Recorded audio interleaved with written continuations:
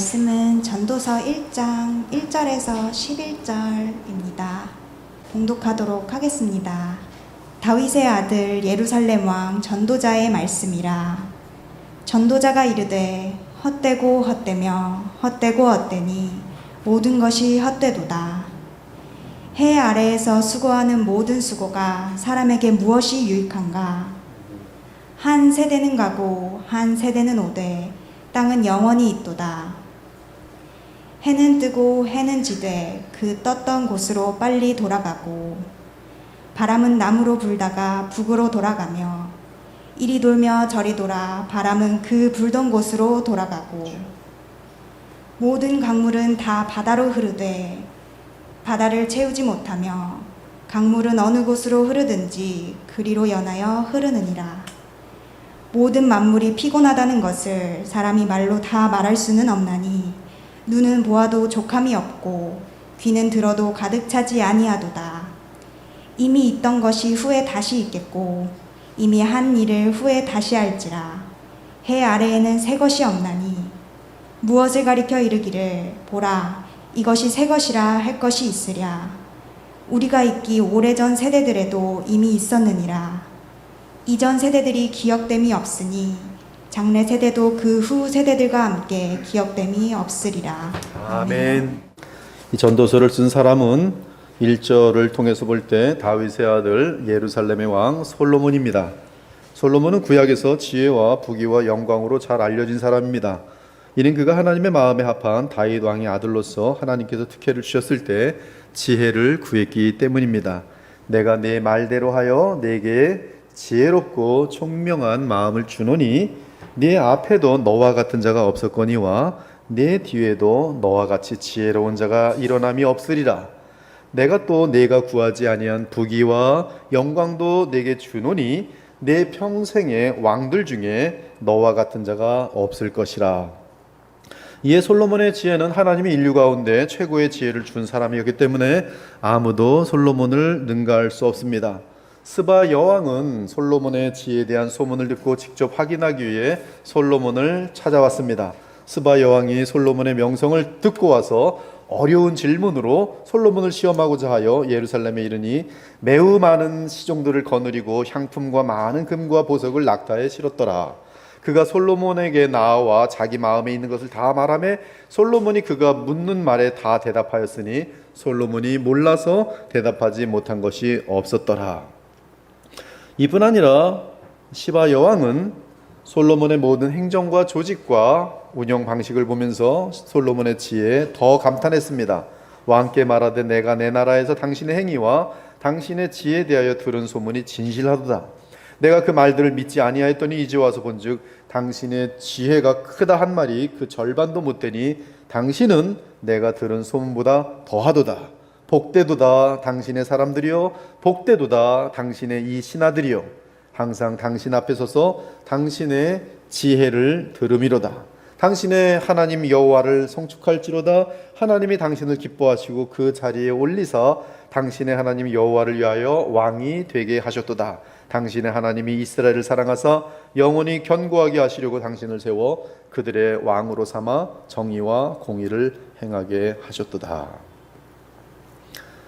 심지어 천하의 열왕이 솔로몬에게 예물을 가지고 와서 솔로몬을 만나보려고 그리고 솔로몬의 그 지혜를 들어보려고 선물을 많이 들고 사방에서 몰려왔습니다.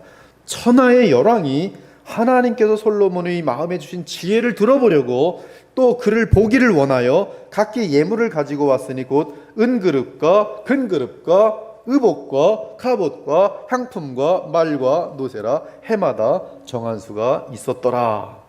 솔로몬의 부귀 또한 대단했습니다. 그가 왕으로 다스리는 도시 예루살렘에서는 금과 은이 돌처럼 흔했습니다. 솔로몬 왕이 예루살렘에서 은금을 돌같이 흔하게 하고 백향목을 평지에 뽕나무같이 많게 하였더라. 즉 이 솔로몬이 다스리는 예루살렘 또 그리고 이 통일 제국은 어마어마한 부귀 가운데 있는 것을 성경은 기록해주고 있는 것이. 또한 이 솔로몬의 권력도 대단히 커서 북부의 유브라데 강에서부터 남쪽으로 애굽의 경계에 이르기까지 그곳에 있는 중간에 있는 모든 왕들을 다 다스렸습니다. 솔로몬이 유브라데 강에서부터 블레셋 땅과 애굽 지경까지의 모든 왕을 다스렸도다. 그러므로 솔로몬의 권력과 부귀와 영광과 지혜는 이 땅의 그 누구보다 월등했고 대단했습니다.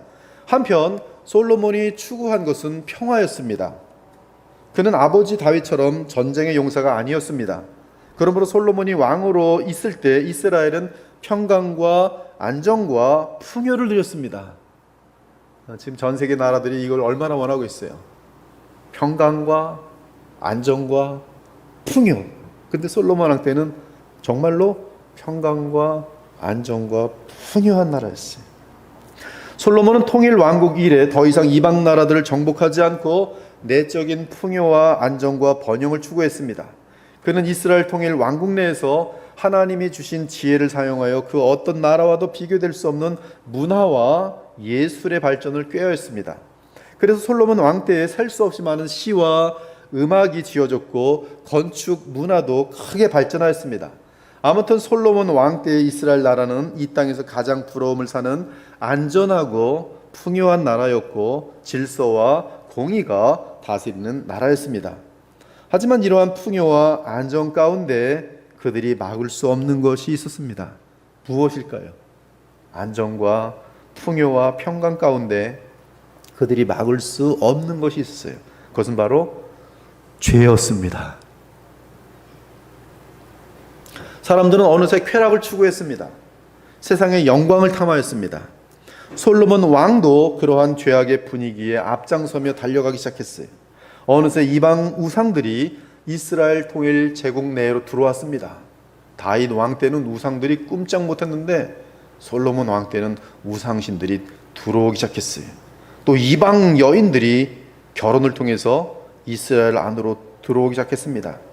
그는 안일함 가운데 세상 영광을 추구하다가 하나님 앞에서 큰 근심 덩어리가 되는 죄악된 우상들을 끌어들였습니다.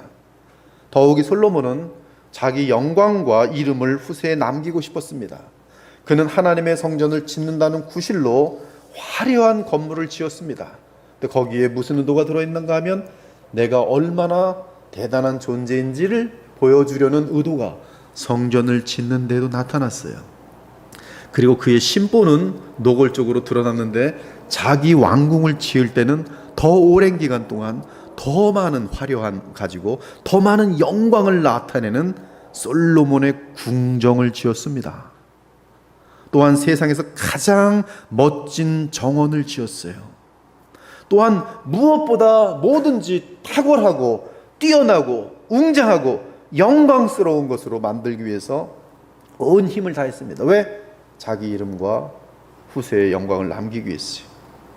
솔로몬은 방패를 만들 때도 전부 금으로 만들었습니다. 얼마나 엄청난지 몰라요. 또 그의 큰 보좌를 만들고, 여기 성경에 보면 큰 보좌, 어마어마한 큰 보좌를 만들고 그것을 상아로 보좌를 만들고 정금으로 입혔다. 솔로몬은 상아로 큰 보좌를 만들고 자기가 거기 딱 앉고 이 보좌 전체가 정금으로 딱 되어 있는,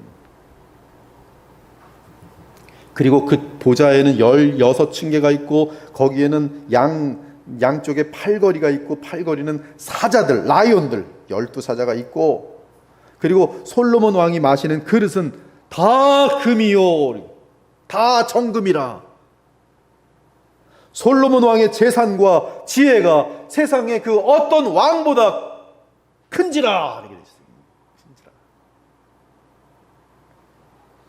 그러나 하나님을 향하던 마음이 변하여 주께서 주신 지혜를 자기를 위해 사용하기 시작하자 솔로몬의 마음속에는 이상한 현상이 나타났습니다.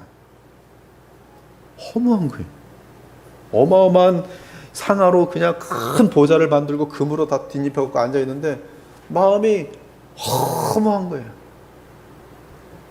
마음이 이상한 거예요. 괴로운 거예요. 그의 마음 깊은 곳에 도무지 만족할 수 없는 허탈과 비참이 생겨나기 시작했어요. 그는 왜 모든 것을 원 없이 다 이루었는데 이러한 허무함이 생겨나는지 알 수 없었습니다. 그래서 그는 그 허무의 원인을 그의 지혜로 찾기로 했어요. 그는 그의 지혜가 하나님이 주신 것으로서 이 세상과 역사 가운데 최고의 지혜라는 사실을 알고 있었습니다. 이제 그의 죽음도 다가오는 것도 느꼈어요. 시간이 많지 않은 것도 알았습니다. 그러므로 그는 죽기 전에 그의 이 말로 표현하기 힘든, 묘사하기 힘든 그 이 허무한 마음의 원인을 찾기로 했어요. 그는 그의 어마어마한 지혜로 여러 가지 시도를 해보았습니다. 이때 솔로몬이 도전한 시도는 목적이 있는 것이었어요. 즉 허무의 원인이 무엇인지 알기 위한 것이며 그 허무를 해결하는 방법을 찾기 위한 것이었어요. 아마도 이 프로젝트는 그의 인생을 마치며 남길 가장 중요한 프로젝트였을 것입니다. 그가 받은 하나님의 지혜로 인생의 허무 문제를 해결한다면 죽음을 제대로 맞이할 수 있다고 확신했고, 그리고 그 해답을 후손들에게 알려주어야 한다고 생각했어요. 세상의 최고의 권력, 최고의 인기, 최고의 영광, 아쉬울 게 하나도 없는데 왜 내 마음속에 들어온 이 허무가 무엇이냐 이거예요. 이것을 해결하지 않으면 모든 사람들에게 동일한 내가 왔던 길로 와서 허무로 끝날 텐데, 그것이 도대체 뭔지 알아내고 그리고 그 해결책을 찾고자 하나님이 주신 지혜로 연구하기 시작했다, 이 말씀이. 따라서 전도서는 그의 지혜로 분석한 인생 전체에 대한 결론이라고 할 수 있습니다. 나 전도자는 예루살렘에서 이스라엘 왕이 되어 마음을 다하며 하나님이 주신 지혜를 써서 하늘 아래에 생하는 모든 일을 연구하며 살핀즉, 결론이 뭐냐면 이는 괴로운 것이니 하나님이 인생들에게 주사 수고하게 하신 것이라. 다 살폈는데 괴로움으로 끝나버려요. 괴로움이에요. 뭘 가져도 괴로워요. 내가 내 마음으로 깊이 생각하기를 내가 어떻게 하여야 내 마음을 지혜로 다스리면서 술로 내 육신을 즐겁게 할까 하여, 내가 어떻게 천하의 인생들이 그들의 인생을 살아가는 동안 어떤 것이 선한 일인지를 알아볼까 하여, 내 어리석음을 꼭 붙들어 둘까 하여 나의 사업을 크게 하였노라. 일들도 크게 하면서 목적은 뭐냐면 이 허무한 모든 것들을 어떻게 해결할까 한번 찾아보기 시작했다는 것이, 즉 흥청망청 방탕한 삶을 살았다는 뜻이 아니라 허무의 원인과 대책을 찾기 위해 모든 시도들을 의도적으로 해보았다는 것이, 그리고 솔로몬이 최고의 지혜 가운데 모든 시도를 해보고서 인생에 내린 결론은 허무입니다. 즉 그가 이미 느낀 허무는 인생에 대한 분석 결과와 같았어요. 이에 그 결론을 전도서 서론에서 1장 2절에서 내리고, 그리고 전도서 마지막 장 12장 8절에서 내리면서 하나님이 그에게 준 지혜로 인생에 대한 결론을 확실하게 내립니다. 전도자가 이르되 헛되고 헛되며 헛되고 헛되니 모든 것이 헛되도다. 결론 짓습니다. 전도자가 이르되 헛되고 헛되도다. 모든 것이 헛되도다. 이것이 솔로몬의 결론이, 인생은 헛됩니다. 100% 보장된 정확한 진단이. 솔로몬보다 지혜에 대해서 뛰어나지 않다면 또 도전해보지 마시고 빨리 받아들이세요. 이거 받아들이지 않으면 여러분 솔로몬만도 못해요. 솔로몬이 누렸던 영광 쫓아갈 수 있습니까? 거기까지 가보지도 못하면서 이분이 내린 결론을 가져야 될 거 아니에요. 그분이 가진 지혜가 사람의 지혜가 아니란 말이에요. 하나님이 준 지혜로 내린 결론인데, 근데도 이 동일한 바보의 짓을 다 하는 것이 인생들이 정확한 내리. 이 결론을 빨리 받아들이는 것이 무한한 어리석음에 빠지지 않는 것이에요. 인생이란 것은 허무한 거구나. 허무한 것이 한 번 허무한 게 아니라 헛되고 헛되며 헛되고 헛되니 헛되도다. 인생 내내 모든 것들이 헛되요. 진행하면서 살아보니 살아가는 중에도 헛됨을 느낄 때가 많을 거예요. 제가 알던 어떤 분은 고시 공부를 하는데 한 12년 했어요. 근데 끝까지 떨어져갖고 나중에는 보면 다른 거 합니다. 12년의 고시 공부는 아무런 도움이 안 돼요. 조직적인 생각을 하는 것을 돕는다 그러지만 실질적인 도움은 하나도 안 되는 거예요. 얼마나 많은 농부들이 농사를 졌지만 다 어느 날은 다 쓸려버려갖고 덜해갖고 여름에 그냥 막 홍수가 나서 막 그러면 올해는 다 농사 망쳤습니다.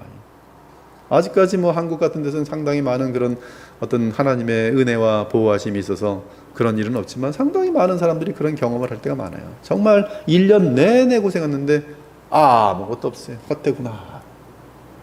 헛되구나. 그래서 죽는 사람들도 많고 자살해 죽는 사람들도 많고 기업도 크게 일궈버려지면 어느 날 갑자기 기업을 일기는 게 아니라 빚더미가 수십억으로 되면서 일어날 가능성이 전혀 보이지 않자 어디로 도망가면서 살다가 길에서 홈레스 거지가 돼서 인생을 마무리하는 사람들도 많이 봤어요.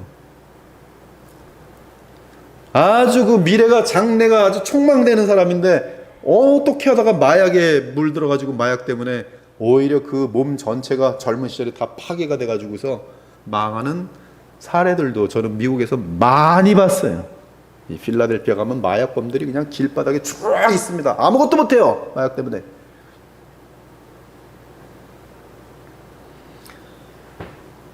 빨리 배우셔야 돼요. 빨리 배우셔야 돼요. 헛되다는 걸. 한편 헛되다는 히브리 원어는 헤벨입니다. 헤벨. 여러분들 이 정도는 알고 있으면 도움이 많이 돼. 헤벨. 이 헤벨이란 뜻은 숨, 호흡. 이게 헤벨이에요. 증기. 속이 텅빔. 이게 벽인지 알고 기댔더니 벽이 아니라 창호지였어요. 그래서 다 치넘어지는 것. 그 꽈당! 믿고 기댔는데 꽈당 하면서 상처가 나버린 거예요. 여자들이 얼마나 남자가 괜찮은 사람인 줄 알고 믿고 기댔더니 보니까 뭐 결혼 전력도 있고 뭐 사기꾼 중에 사기꾼이고 인생 다 망쳐버린 여자들이 얼마나 많아요. 믿었는데 헤벨! 헛된 거예요. 딱 한 번의 기회인데 여자에게는 이 자신의 청춘함을 바칠 수 있는 사람이 딱 한 번인데 그런 거지 같은 놈 만나가지고 그리고 인생은 굉장히 힘들어지는 것이 헤벨이 텅 비어있는 중 방향 없음 어디로 가야 할지 몰라요. 목적이 없는 거예요. 그것도 헤벨이 왜 공부하는지 너 왜 공부해? 뭐 돈 벌어요. 왜 돈 벌어? 남들이 버니까 벌지. 집 줘야지. 좋은 집 사서 뭐해? 몰라. 뭔지 몰라요. 그냥 목적 없는 그냥 남들이 뛰니까 달려가는 거예요. 그 끝은 낭떠러지지도 모르고 같이 달려가는 거예요. 헤벨. 성경 전체에서 볼 때 가장 분명한 헤벨은 우상입니다. 우상. 성경은 이상하게 우상에게 전부 헤벨이라는 단어를 붙여놨어요. 돌아서서 유익하게도 못하며 구원하지도 못하는 헛된 헤벨된 것을 따르지 말라. 그들은 헤벨하니라. 우상에 대한 얘기. 성경에 의하면 우상을 따라가는 모든 사람들은 헤벨로 끝마치게 돼 있어요. 마귀에게 속도록 돼 있어요. 그 인생은 비참으로 마치게 돼 있어요. 그들은 다 헛되며 그들의 행사는 허무하며 그들이 부어 만든 우상들은 바람이요 공허한 것뿐이라. 정확한 헤벨이 바람, 공허함. 드라빔들은 허탄한 것을 말하며 복술자는 진실하지 않은 것을 보고 거짓 꿈을 말한즉 그 위로가 헛됨으로 백성들이 양같이 유리하는도다. 다 헤벨이에요. 여러분 목사 잘못 만나면 헤벨입니다. 그렇게 가서 주님께 철야기도 하면서 매일 기도하고 헌금도 갖다 바치고 이단들에게 속으면 더 많이 갖다 바치죠. 인생 전체를 갖다 바칩니다. 나중에 보니까 헤벨이에요. 돌머리예요. 나는 이 신천지의 그 교주를 보면 돌머리가 보이는데 왜 이렇게 그렇게 많은 사람들이 그 사람을 쫓아가서 헤벨하고 있는지 모르겠어요. 이단들 다 동일해요. 진리가 없어요. 변화도 없어요. 그의 말심에 속아가지고 다 거기 인생을 다 털어 바칩니다. 헤벨이. 그런데 솔로몬은 이 헤벨이라는 결론을 내릴 때 한 번 말해도 되는데 두 번, 세 번, 네 번, 다섯 번 말해요. 헛되고 헛되며 헛되고 헛되니 모든 것이 헛되도다. 그렇습니다. 모든 것이 헛됩니다. 그런데 전도자는 1장 3절에서 헛된 것에 대해서 한계를 둡니다. 그것은 해 아래서 모든 수고가 헛되다. 해 아래서의 모든 수고가 헛되다. 예외가 없어요. 그런데 조건이 있는데 그 헛됨의 조건은 해 아래서의 헛됨이에요. 해 아래서의 모든 수고는 헛되지만 해 아래가 아닌 곳은 헛되다는 말이 없어요. 그러나 전도자가 보장하는 것은 해 아래서는 100%, 1000% 헛돼요. 여기서 해 아래는 해 위의 하늘과 대조되는 개념이에요. 즉 영원하신 하나님이 거하시는 하늘과 대조되는 것이 해 아래예요. 즉 해 아래는 하나님과 무관한 삶의 영역을 말하고 있어요. 인간이 자기 힘으로 죄의 영역 아래 살아가는 삶을 해 아래라고 표현하고 있어요. 즉 죄가 들어온 이 세상에서의 모든 수고가 헛되다는 것이, 해 아래서의 모든 수고가 유익하지 못하다는 것이. 사실 인간은 처음에 일을 하며 기쁨과 보람을 누리도록 지음받았어요. 심지어 죄가 들어오기 전에는 일이 예배였습니다. 예배가 일이고 일이 예배였어요. 구분이 없었습니다. 그러나 죄가 이 세상에 들어온 이후로 해 아래서의 모든 수고는 하나님과의 관계가 끊어진 상태에서 자기 욕심과 영광을 위한 수고로서, 누구처럼? 솔로몬처럼 자기 영광과 자기 욕심을 위한 수고로서 참된 수고의 의미를 잃게 돼요. 여러분, 솔로몬이 이렇게 뭐 상하 이런 거 만들어 놓고요, 정확하게 5년 후에요, 애굽에 왕이 쳐들어와서 그 다 가져갑니다. 다 긁어가요. 금들 딱 5년뿐이 걸리잖아요. 그 어마어마한 그 수고들이 그냥 순식간에 애굽 왕이 다 쓸어버려요.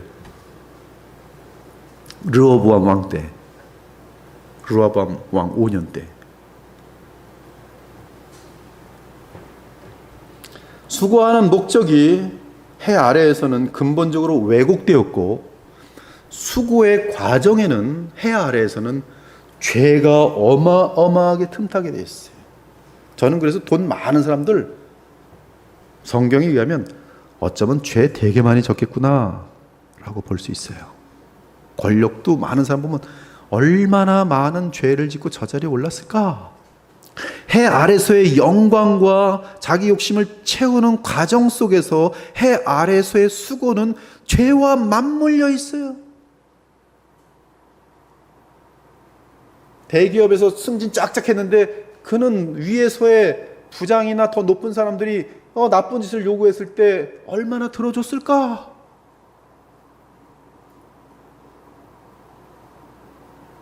나아가 수고의 열매 역시 영원한 보람과 의미가 있을 수가 없습니다.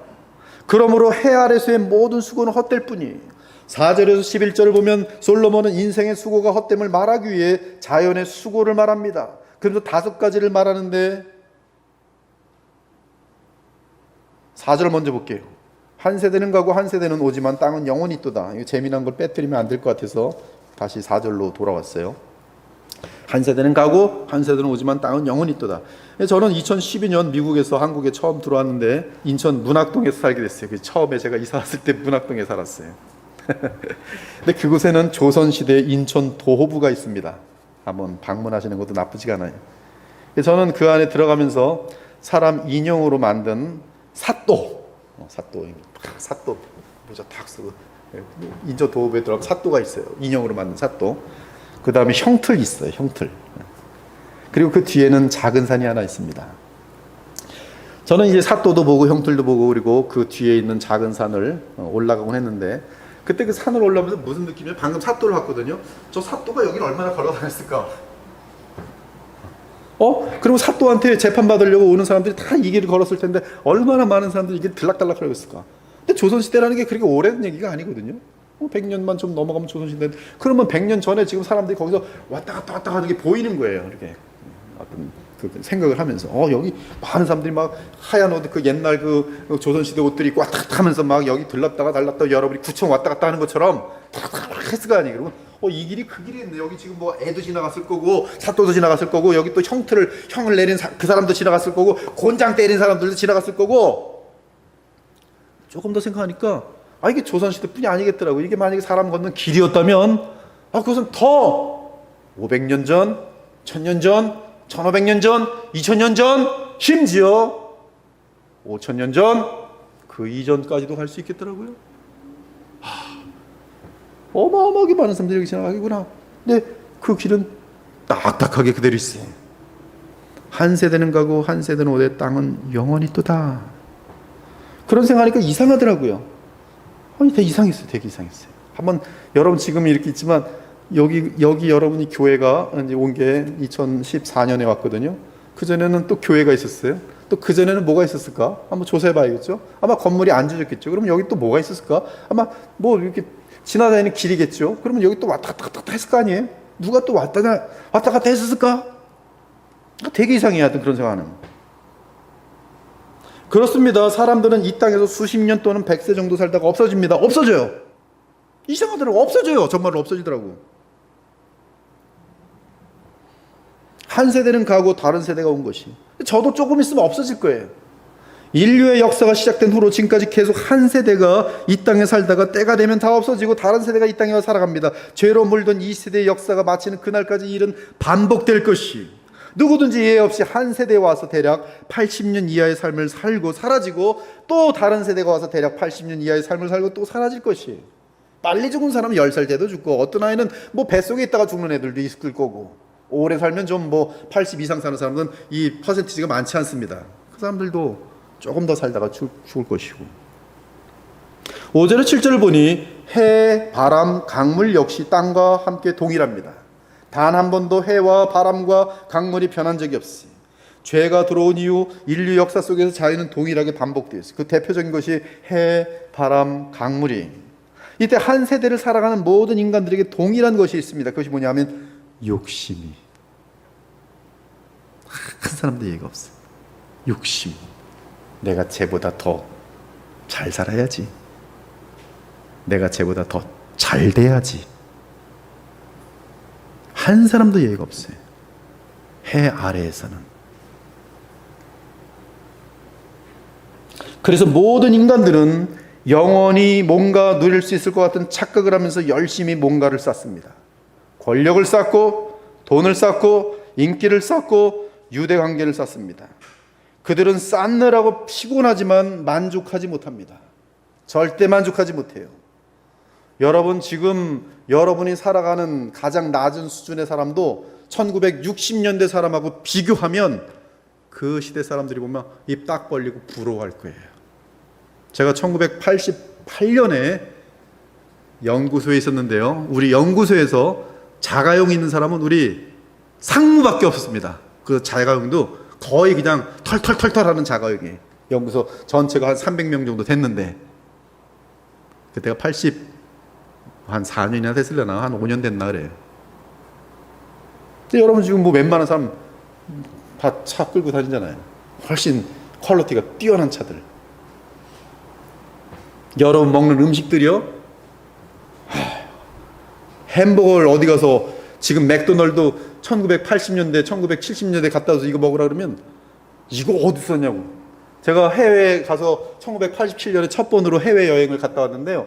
그때 해외여행 갔다가 출장 한 3주 갔다 와 돌아와서 이 직원 전체 우리 방에 뭐 10명, 15명 있으면 이 사람들에게 선물 뭐 갖다 준지 아십니까? 해외 사탕 사다 줘. 이들이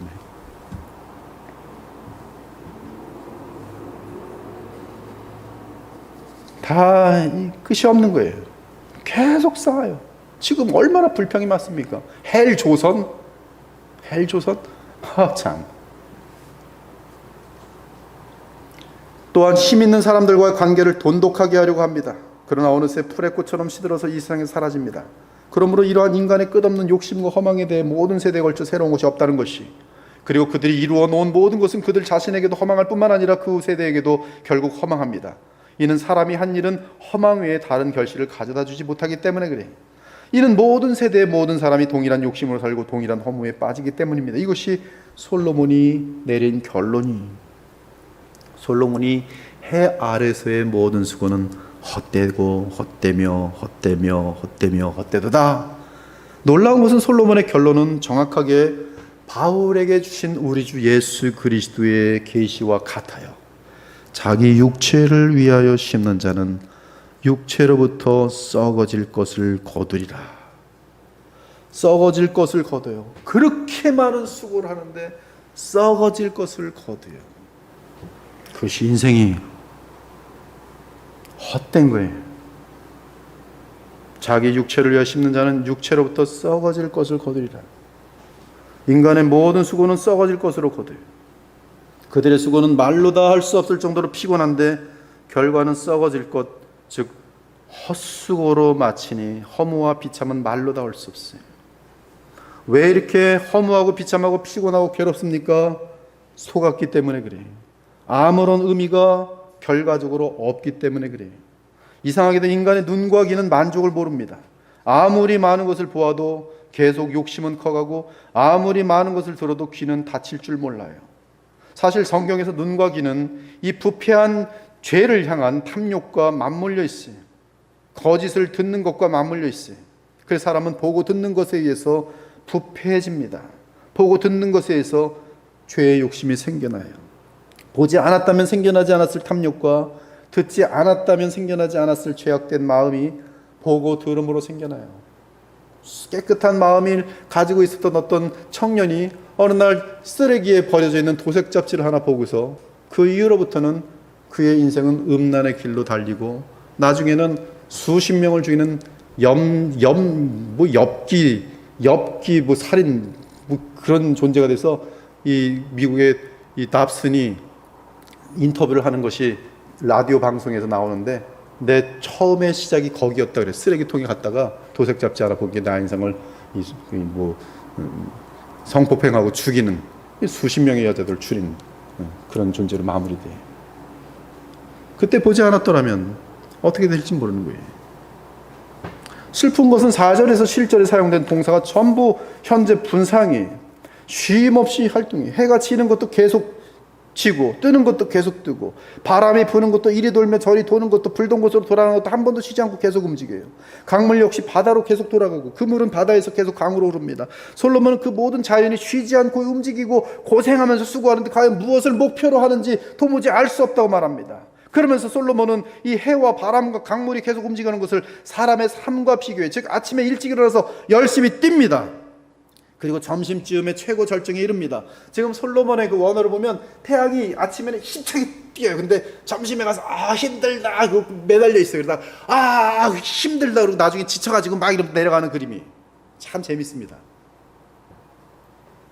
근데 우리 인생도 그래요. 저녁이 되면 파죽음이 되어 가까스로 자기 집으로 돌아옵니다. 그 다음날 또 똑같이 아침에 일어나서 힘을 내서 시작하고 점심쯤에 절정에 이르고 또 저녁이 되면 파죽음이 되어 집으로 돌아옵니다. 그런데 왜 그렇게 고생하느냐는 것이, 그 목적을 찾는 것이 쉽지 않고 목적을 알아내더라도 그 목적이 과연 영원한 의미가 있는 것인지 물을 때 알 수 없었다는 것이, 그래서 8절의 표현을 보면 모든 만물이 피곤하다고 말합니다. 끝없이 목적도 모르지 쉬지 않고 일만 하고 있으니 강도 그렇고 태양도 그렇고 물도 그렇고 모든 것들이 그러고 있으니 만물이 피곤하다는 것이, 그 피곤을 사람의 말로 다 표현할 수 없다는 것이, 그리고 정확하게 해 아래 인생이 바로 그렇게 끝없이 돌고 있는 불던 곳으로 돌아가는 해와 또 바람과 강물과 같다는 거예요.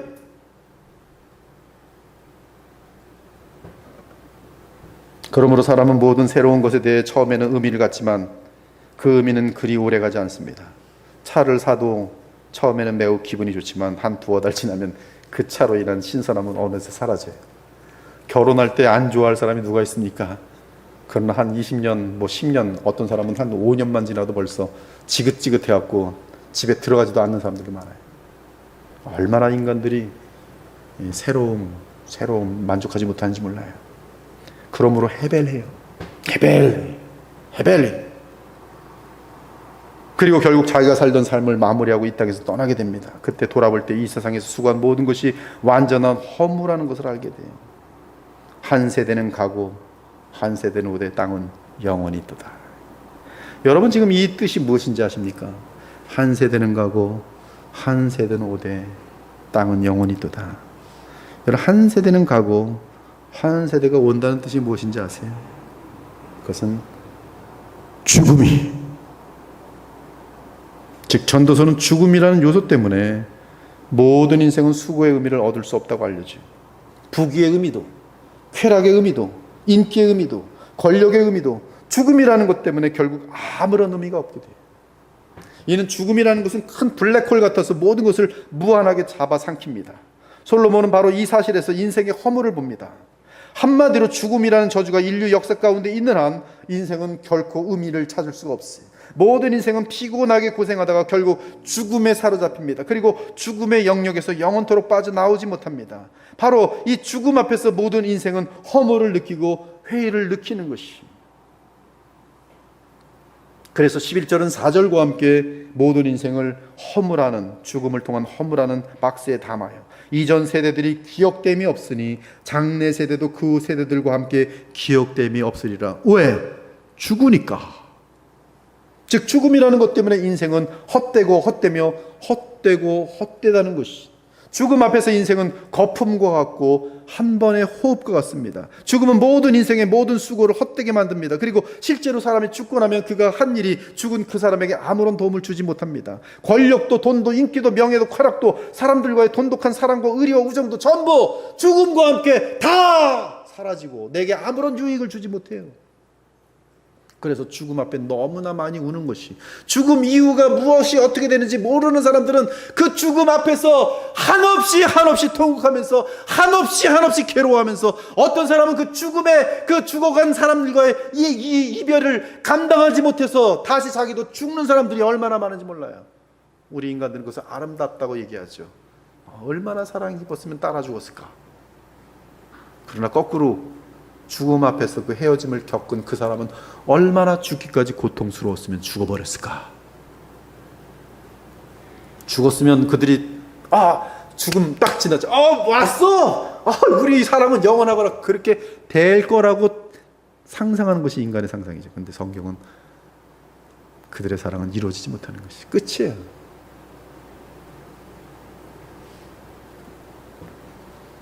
솔로몬은 심지어 자신이 하나님께로부터 받은 지혜마저도 죽음 앞에서는 어리석음과 다르지 않다고 고백해요. 지혜자도 우매자와 함께 영원하도록 기억함을 받지 못하나니 지혜자의 죽음이 우매자의 죽음과 일반이로다. 왜 죽음 이후 다 동일하게 허무해지는 것입니까? 성경은 더 무서운 단계로 내려가는데, 그것은 인간 깊은 마음속에 말로는 표현할 수 없지만 느끼는 두려움이 하나 있는데, 그것은 죽음 이후에 심판이 있다는 사실이. 그리고 그 심판 앞에서 죄가 있다면 그 끝은 지옥밖에 없어요. 지옥밖에 없어요. 죽음은 곧 지옥이. 그래서 이 세상 사는 삶이 더 허무하고 비참한 것이. 그래서 그토록 죽지 않으려고 하는 것이. 왜? 죽음은 허무일 뿐만 아니라 내가 알지 못하는 너무나 무서운 세계가 있다는 것을 저 깊은 마음속에 하나도 남김없이 다 알고 있어요. 그래서 안 죽으려고 그렇게 애를 쓰는 것이고, 그래서 더 쌓아서 안 죽어보려고 그러는데 죽음의 힘을 이길 사람이 한 사람도 없어요.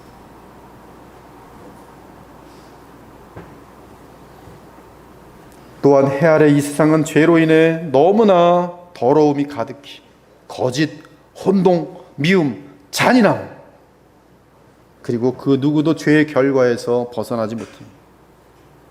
죄로 인한 불행은 이 땅의 인류에게 예외가 없습니다. 코로나도 지금 마찬가지. 그중 가장 분명한 불행이 무엇인지 아십니까? 죽음이. 그래서 아무리 머리가 좋았어도 허무이며, 많은 업적을 남겼어도 허무요, 그 이름이 유명해도 본인에게는 유익이 없으니 허무입니다.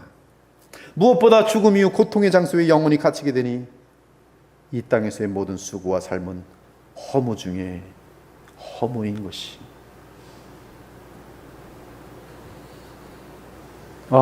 여러분, 인생은 허무한 것이.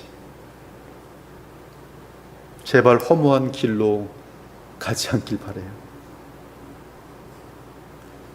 이미 허물을 느낄 때는 여러분의 인생은 세월을 다 마친 죽음 직전일 수도 있어요. 저는 너무나 많은 허무한 사람들을 봤어요. 이미 다 살아버리고 마지막 호흡을 마치는 순간에 눈을 차마 감지 못하고 너무 억울하고 너무 허무해서 너무 두려워서. 여러분들이 안 그랬으면 좋겠어요. 솔로몬은 인생의 허무에 대해 무슨 해결책을 발견했습니까? 허무로 마친다는 것이 결론입니까?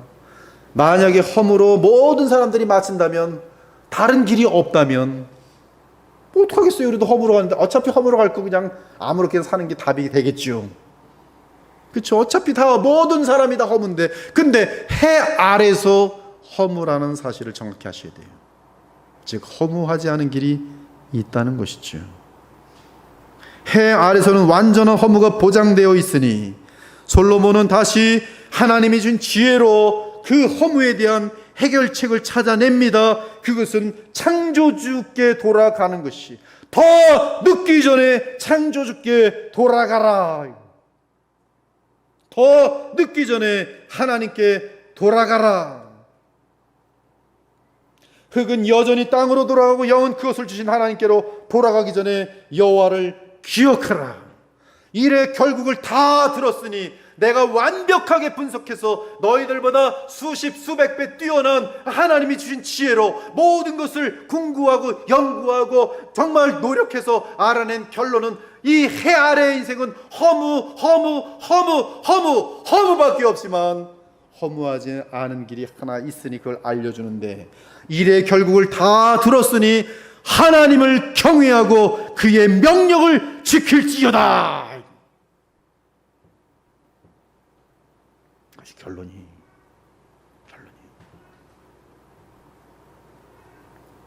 그리고 그 하나님을 경외함이라는 것은 이제 성경 전체에서 볼 때 그 길이 있으니 바로 우리 주 예수 그리스도를 통한 하나님의 나라로 들어오는 것이. 구약에서는 이 하나님을 경외함으로 인하여 그 아들로 보내실 메시아를 바라보면서 간접적으로 그 모형을 통하여 그 기쁨을 맛볼 수가 있었어요. 그 나라가 바로 솔로몬이 알려주는 새로운 나라예요. 사실 새 창조의 세계입니다. 그 나라는 해 아래에 있는 죄의 세계를 멸하고 이 땅에 영원히 서게 될 나라예요. 그래서 우리는 허무하지가 않아요. 그 나라는 죄의 저주 아래에 있는 옛 세상이 아니며 오늘 오직 하늘로부터 내려오는 나라로서 하늘의 복이 넘쳐 흐르는 나라예요. 생명이 죽음을 이기고 서는 나라며 사랑이 미움을 이기고 서는 나라이고 빛이 어둠을 이기고 서는 나라입니다. 무엇보다 그 나라를 위한 수고는 그 나라가 영원히 무너지지 않을 것이기 때문에 영원한 보람이 있습니다. 또한 그 나라에 속한 자들은 영생을 얻기 때문에 그들이 한 모든 수고는 영원한 보상으로 돌아오게 돼요. 그리고 그들은 자신들의 수고한 모든 끝을 정확히 다 맛보며 누릴 수밖에 없도록 되어 있어요. 놓치는 것이 아니라 다 하나도 놓치지 않고 오히려 수백 배의 이자가 겹쳐서 돌아온, 말로 깜짝할 수 없는, 그때 그 작은 수고가 이렇게 해서 부풀어서 돌아오는 겁니까 하고 영원히 누리게 되는 그 자리에 있게 되는 것이 바로 영생을 얻은 자들의 수고의 결실들이. 제가 어떤 사람을 향하여 작은 친절이, 저는 그때 작은 친절했는데 목말라 하기 때문에 물 한 잔 준 것인데 그것이 나중에 보니까 어떤 결과를 빚어냈는지는 오직 하나님만이 아세요. 내가 물 한 잔 준 그 사람이 어마어마한 많은 영혼들을 구원해내는 위대한 사역자가 될지 어떻게 하겠어요. 그리고 그로 인하여 또 다른 많은 열매들이 있다면 그 나의 작은 수고는 계속 내가 알지 못하는 많은 결과들을 빚어낸 것이 아니었어요. 그런 사람 중에 하나가 스펄전은 그 눈이 많이 오는 날 한 집사의 설교를 듣고서 변화됐는데, 그는 지금까지도 스펄전의 설교를 읽고 변화되는 사람들이 그 어떤 목사들의 설교들보다 훨씬 많습니다. 엉터리 설교들 변화되는 거 없어요. 그 많은 사람들 모아놔봤자 그거 변화 보장되지 않아요.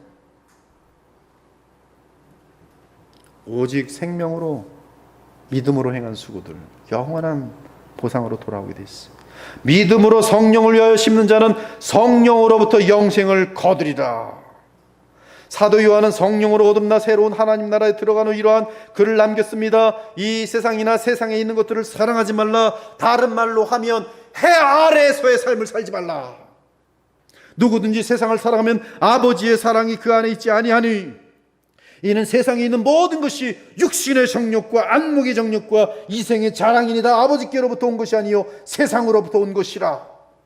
저는 이 말씀을 믿기 때문에 이 말씀을 근거로 해서 보면 지금도 크리스찬이라고 하는 사람들이 육신의 정욕과 안목의 정욕과 이생의 자랑을 향하여 믿음이라는 것을 팔아먹으면서 달려가는 사람들 보면 그 끝을 미리 볼 수 있어요. 헛된 인생을 살아가며 죄로 점철하고 있구나. 저 사람이 하나님께 얻어맞을 맴매가 얼마나 클까. 이 세상도 그 정욕도 지나가되 오직 하나님의 뜻을 행하는 자는 영원히 거하느니라. 그러면 하나님의 보좌에 뿌리를 둔 그 거룩한 나라에 어떻게 들어갑니까? 죄가 없는 그 나라에 어떻게 들어갑니까? 돈으로 들어갑니까? 권력으로 들어갑니까? 인기로 들어갑니까? 인간관계로 들어갑니까? 유명세로 들어갑니까? 불가능합니다. 오직 그 나라에 들어갈 수 있는 길은 하나님의 아들 우리 주 예수 그리스도의 속량, 그분의 생명의 가치 외에는 그 길로, 하나님 나라의 길로 들어갈 수 있는 길이 없어요. 이에 하나님은 자기 백성을 위해 그 아들의 속량으로 그 길을 마련해 주셨습니다. 하나님이 우리를 흑암의 권세에서 건져내서, 즉 해 아래서의 삶에서 건져내서 그의 사랑의 아들의 나라로 옮기셨으니 그 아들 안에서 우리가 속량 곧 죄사함을 받았느니라. 그러므로 하나님의 아들 예수님을 믿는 신자들은 저주받은 이 세상에 살지라도 이제는 그리스도의 나라로 그 영혼은 옮겨진 상태에 있습니다. 그렇게 될 수 있는 이유는 그리스도 안에서 우리가 속량 즉 죄사함을 받았기 때문입니다. 다른 말로 하면 주 예수 그리스도께서 십자가에서 우리의 죄값을 대신 치르셔서 우리를 구원하시기 때문인 것이. 그러므로 이제 우리는 새 창조의 시대에 들어왔고 새 창조의 세계가 우리에게 열렸습니다. 그런즉 누구든지 그리스도 안에 있으면 새로운 피조물이라. 이전 것은 지나갔으니 보라 새 시대가 열렸도다. 그러므로 이 세상의 모든 것은 그리스도가 없이는 해 아래의 세계로서 죽음과 함께 영원하고 완전한 허무와 비참에 떨어지지만 그리스도 안에서의 삶은 하늘과 연결되면서 영원한 하나님의 나라를 위한 영원한 보람된 삶이 되는 것이. 너희는 이전 일을 기억하지 말며 옛날 일을 생각하지 말라. 보라 내가 새 일을 행하리니 이제 나타낼 것이라. 보좌에 앉으신 이가 이르시되 보라 내가 만물을 새롭게 하노라 하시고 또 이르시되 이 말은 신실하고 참되니 기록하라 하시고 또 내게 말씀하시되 이루었도다. 나는 알파와 오메가요 처음과 마지막이라. 내가 생명수 생물을 목마른 자에게 값없이 주리니 이기는 자는 이것들을 상속으로 받으리라. 나는 그의 하나님이 되고 그는 내 아들이 되리라. 그러므로 해 아래서의 수고는 헛되고 허무하고 비참함으로 마칠 것이지만 성령 안에서 임한 하나님 나라를 위한 수고는 영원한 보람과 결실과 보상을 얻게 될 것이요 너희가 주께 합당하게 행하여 범사에 기쁘시게 하고 모든 선한 일에 열매를 맺게 하시며 하나님을 잘 아는 것에 자라나도록 하라. 지혜 있는 자는 궁창의 빛과 같이 빛날 것이요 많은 사람을 옳은 대로 돌아오게 한 자는 별과 같이 영원토록 빛나리라. 내 사랑하는 형제들아 견실하며 흔들리지 말고 항상 주의 일에 더욱 힘쓰는 자들이 되라. 이는 너희 수고가 주 안에서 헛되지 않은 줄 알미라. 그리스도 안에서는 해벨이라는 것이 없어요. 이 사실을 구약의 한 사람은 너무 잘 알고 있었어요. 그는 솔로몬만큼이나 어마어마한 영광과 권력과 인기와 부귀를 누리는 자였는데 그가 누구냐면 모세입니다. 모세는 가만히만 있으면 애굽의 바로 왕이 되는 자리에 있었어요. 그러나 그는 어머니 요게벳의 밑에서 자라나면서 두 나라를 비교해요. 하나님께 속한 작은 나라, 하나님께 속하지 않은 이 세상의 어마어마한 영광의 나라, 하나님께 속하지 않은 이 세상에서의 어마어마한 권력과 돈과 인기와 쾌락을 누리고 있는 이 애굽이라는 나라. 그러나 하나님을 경외하며 하나님 안에서 신비한 사랑과 거룩함을 향하여 조그마지만 계속 머물고 있는 그 나라. 그리고 그의 마음은 이것을 비교하다가 이 나라는 영원한 가치가 있고 이 나라는 죄밖에 없다는 것을 마음속에 확신하게 돼요. 믿음으로 모세는 장성하여 바로의 공주의 아들이라 칭함받기를 거절하고 도리어 하나님의 백성과 함께 고난받기를 잠시 죄악의 낙을 누리는 것보다 더 좋아하고 그리스도를 위하여 받는 수모를 애굽의 모든 보화보다 더 큰 재물로 여겼으니 이는 영원한 썩지 아니하는 영원한 보람 있는 상 주심을 바라봄이라. 사랑하는 여러분, 이제 예수께서 이 땅에 오셨습니다. 우리 주 예수님은 솔로몬보다 더 큰 분입니다. 심판 때에 남방 여왕이 일어나 이 세대 사람들을 정죄하리니 이는 그가 솔로몬의 지혜로운 말을 들으려고 땅끝에서 왔음이거니와 솔로몬보다 더 큰 이가 여기 계시도다. 그분 안에는 솔로몬과 비교될 수 없는 무한한 지혜가 있습니다. 아니 사실 그분은 지혜 그 자체이며 지혜의 근원이십니다. 그리스도 안에는 지혜와 지식의 모든 보화가 감추어져 있느니라. 그러므로 우리는 솔로몬의 지혜를 통해 이 세상의 헛됨을 알게 된 상태에서 이제 솔로몬보다 더 크신 이 즉 우리 주 예수 그리스도의 말씀을 듣고 믿어야 돼요. 왜 이 허다한 인간들이 헛된 인생을 살아가면서 이 하나님의 아들 예수 그리스도의 말씀을 그리 듣지 않는지 이해가 되지 않아요. 전부 멸망으로 향하는데 왜 솔로몬의 지혜보다 수만 배 수억 배 더 영원하게 무한하신 그 하나님의 아들의 말씀을 듣지 않는지 이해가 되지 않아요. 그것보다 더 어리석음이 어디 있겠어요. 그러므로 우리는 지혜로운 자라면, 조금이라도 지혜로운 자라면 바로 예수 그리스도의 말씀을 들어야 돼요. 하나님께서 말씀하셨어요. 이제는 그의 말을 들으라. 이처럼 구약의 전도서는 결국 지혜의 근본인 그리스도 예수께로 우리를 인도합니다. 그분은 하늘에서 오신 분으로서 해 아래서 사는 자들에게 저 영원한 나라를 바라보며 살도록 인도하십니다. 하늘을 알 수 있도록 지혜를 주시고 의로움을 주시고 거룩함을 주시고 나아가 구원함을 주십니다. 이는 그분은 하나님의 아들로서 이 땅에 오신 메시아시기 때문에 나를 위해 십자가에서 내 대신 죽으셨기 때문이고 나아가 부활 승천하셔서 영원한 생명을 성령 안에서 주셨기 때문에 예수께서 말씀하십니다. 너희는 아래에서 났고 나는 위에서 났도다. 너희는 이 세상에 속하였고 나의 나라는 이 세상에 속하지 아니하였도다. 여러분은 거듭난 주의 자녀입니까? 거듭났습니까? 거듭난 것을 어떻게 합니까? 거듭난 사람은 일단 영원한 나라를 위해서 살고자 하는 마음이 있어요. 이것을 가치관의 변화라 그래요. 아무리 무슨 죄에 대해 회개하고 아무리 무슨 체험 같은 거 했다 할지라도 그것은 거듭남의 보장이 되지 않아요. 거듭남의 보장은 여러분의 삶의 목표가 바뀌는 것이, 즉 해 아래에서의 삶이 아니라 이제는 모세처럼 해 위에 영원한 나라를 살기 시작하는 것이 거듭남의 증거예요. 전에는 우리도 다 그 가운데서 우리의 육체의 욕심을 따라 지내며 육체와 마음이 원하는 것을 하여 다른 이들과 같이 본질상 진노의 자녀이었더니 함께 그리스도 예수 안에서 함께 하늘에 앉히셨도다. 그러므로 너희가 그리스도와 함께 다시 살리심을 받았으면 위의 것을 찾으라. 해 아래 것이 아니라 해 위의 것을 찾으라. 거기는 그리스도께서 하나님 우편에 앉아 계시느니라. 위의 것을 생각하고 해 위의 것을 생각하고 해 아래 땅의 것을 생각하지 말라. 이는 너희가 죽었고 너희 생명이 그리스도와 함께 하나님 안에 감추어졌음이니라. 우리 생명이신 그리스도께서 나타나실 그때에 너희도 그와 함께 영광 중에 나타나리라. 그러므로 해 아래에 있는 땅의 지체를 죽이라. 무슨 말인지 알아요?